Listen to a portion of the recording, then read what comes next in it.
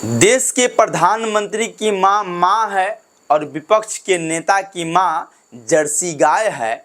50 लाख की गर्लफ्रेंड है और बार में नाचने वाली औरत है। अब इसी बयान पे मोदी जी फंस चुके हैं। जब वोट अधिकार यात्रा में नरेंद्र मोदी के मां के ऊपर अभद्र टिप्पणी कर दिया गया,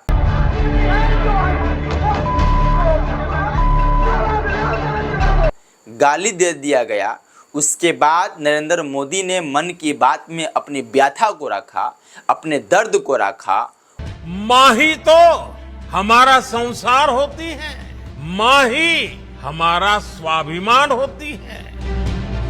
बिहार में आरजेडी कांग्रेस के मंच से मेरी माँ को गालियां दी गई। ये गालियां सिर्फ मेरी माँ का अपमान नहीं है, ये देश की माँ, बहन, बेटी का अपमान है। उसके बाद बिहार के नेता जो बीजेपी के थे वो बिहार बंद का आह्वान कर दिए, लेकिन वो भूल गए कि जैसी करनी वैसी भरनी।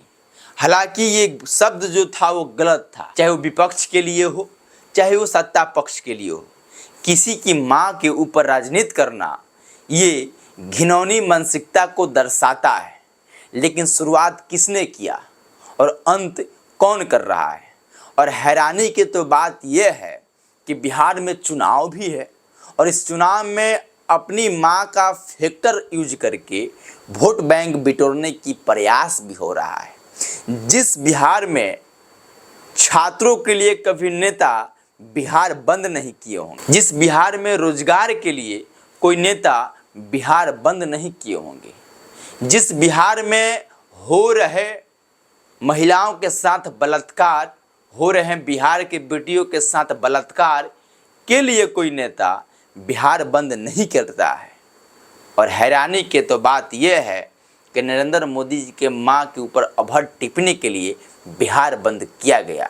इससे आप समझ सकते हैं कि हमारा जो राजनीति का स्तर है वो कहाँ तक गिर चुका है। हर साल नहीं, हर महीना नहीं, हर दिन भाजपा के कार्यकर्ता हो, चाहे वो जेडीयू के कार्यकर्ता हो, चाहे वो आरजेडी के कार्यकर्ता हो या वो कांग्रेस के कार्यकर्ता हो या किसी भी राजनीतिक दल के कार्यकर्ता हो, उसके ऊपर कई अफसर, कई नेता, कई ऐसे समर्थक उसकी माँ बहन एक कर देते हैं। उसके बाद किसी की माँ दिखाई नहीं देती है। ये दिखाई नहीं देता है कि किसी गरीब व्यक्ति के मां को अभद्र टिप्पणी में गाली गलौज दिया जाता है।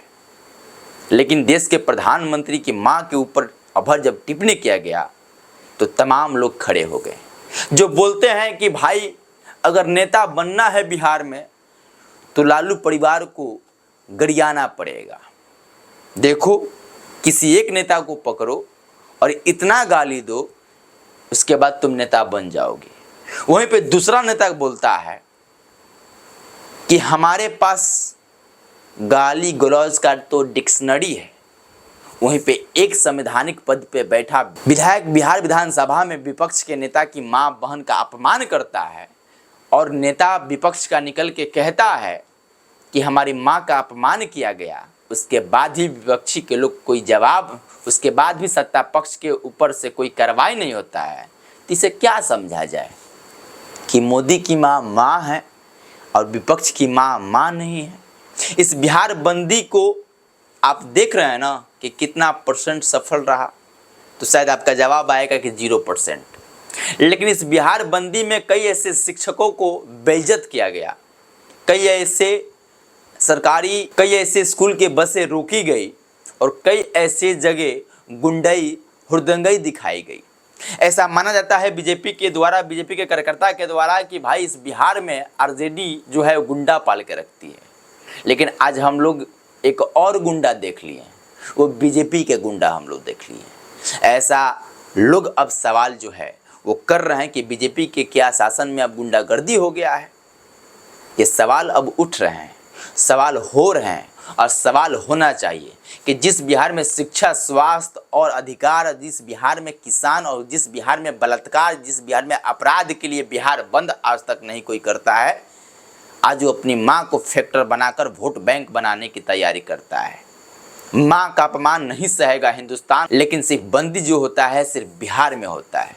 तो इसे चुनावी वोट बैंक ना समझा जाए तो क्या समझा जाए मोदी जी? आप ही बता दीजिए। ऐसा सवाल किया जा रहा है। दो तरह के सवाल है कि क्या अब चुनाव का स्तर जो है इतना गिर चुका है कि अपनी माँ बहन का फैक्टर यूज करके हम वोट बैंक भी, अगर मोदी जी की माँ को गाली देना गलत है तो विपक्ष के नेता के माँ को जर्सी गाय बोलना भी तो गलत है।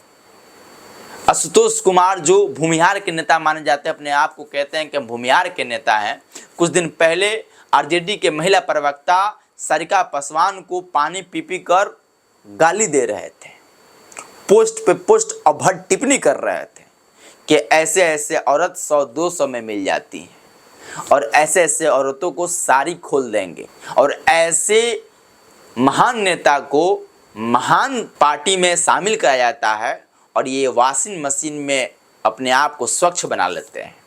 उस पर मोदी जी का कोई बयान नहीं आता है, उस पर विपक्ष लोगों का कोई बयान नहीं आता है। दलित के महिलाओं का अपमान करने का अधिकार है, आपका चरित्र है, तो जब कोई और आपके साथ वैसा सलूक कर रहा है तो आपको बुरा क्यों लग रहा है? चाहे वो विपक्ष की महिला हो या पक्ष की महिला हो, किसी के महिलाओं के ऊपर अभद्र टिप्पणी करना ये सरासर गलत है और राजनीति में वोट के लिए ये तो कतई सही नहीं है। ये आपकी मानसिकता को, नीच मानसिकता को दर्शाती है। हालांकि इस बिहार बंदी के दिन कोई नेता के घर की महिला जो है, कोई नेता की पत्नी, कोई नेता की सगा संबंधी की कोई महिला सड़क पे आकर ये नहीं बोली कि हम इस विधायक की पत्नी हैं, हम इस नेता की संबंधी हैं और हम मोदी जी के साथ खड़े हैं, वो भी रोड पे। आज भी बिहार बंदी में वो तमाम गरीब लोग ही खड़े थे, तमाम वो गरीब घरों की महिलाएं खड़ी थी, जिसको सिखा दिया गया था कि बोलना है मोदी जी के माँ का अपमान हुआ है, उसी के खिलाफ हम लोग मोर्चा खोल रहे हैं और चारा चोर को नहीं आने देंगे। तेजस्वी यादव चोर है, नवी फेल है। कब तक बिहार के गरीब महिलाओं का आप लोग अपने वोट बैंक के लिए यूज कीजिएगा? बिहार की महिलाओं को बकस दीजिए ना साहब। राजनीति करना है तो शिक्षा स्वास्थ्य पे कीजिए ना, राजनीति करना है तो अपराध और बलात्कार जैसे घटनाओं को बंद करने पे ना कीजिए, राजनीति करना है तो इंडस्ट्री लगाने पे ना कीजिए कि अब गाली गलौज और अपनी माँ और उसकी माँ के अभद्र में और अपमान में अब बिहार बंद होगा। गजब है। हमारा बिहार अद्भुत है और हमारे नेता भी अद्भुत हैं कि किसी माँ को जर्सी गाय बोल दें तो उनके पार्टी के कार्यकर्ताओं को दिखाई नहीं देता है, लेकिन कोई मंच पे कोई ऐरू गैरू नथ्यू कैरू कोई मोदी जी के माँ को गाली देता है, विपक्ष को घेरा जाता है और उसको एक अलग मोड़ दिया जाता है। नहीं साहब, जब आपकी माँ माँ है ना तो और गरीब लोगों की भी माँ माँ है, जिसको आप दफ्तर में बैठकर माँ बहन एक करते हैं। उन लोगों का भी सम्मान होना चाहिए, और सम्मान जब आप नहीं करेंगे ना तो आपका सम्मान विपक्ष भी नहीं करेगा।